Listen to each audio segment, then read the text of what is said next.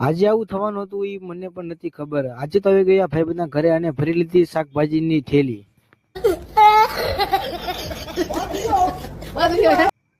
થેલો લઈને ગડી ગયા વાડીની અંદર અને વીણી લીધી તુવેર. સ્વાગત છે તમારું મારા એક નવા એવા મિની વ્લોગમાં. આજે આવી ગયો ભાઈબંધનો ફોન અને જવાનું થયું ગામડે. બેસી ગયા બસમાં અને પોગી ગયા જોતિંગડા ગામે. પછી કર્યો ભાઈબંધને ફોન કર્યા બાદ તે ભાઈબંધ લઈ ગયો તેના ઘરે બેસીને ચા પાણી પીને અમે ઘસકાયા વાડી તરફ.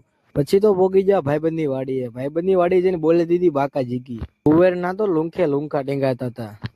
વાડીની અંદર એન્ટર થતા જોઈ ગયા મૂળો. ત્યારબાદ ઘર હાટું થોડો ઘણો ભરી લીધો ઠેલીમાં. શાકભાજીની ઠેલી ભરીને આપણે ગયા ઘર તરફ. લાગી હતી પાણીની તરસ. ઘરે પોગીને પાડી લીધો બદામનો ભાગ. દાદાને દઈ દીધા 2 મૂળા અને એમાંથી લઈ લીધી તાંચન ને વિમલ. બેસી ગયા ટેમ્પામાં અને પહોંચી ગયા બોટાદ. ઘરે આવી ગયા અને શાકભાજી નોખી કરીને ધોઈ નાખી અને ખાઈ લીધી બદામ.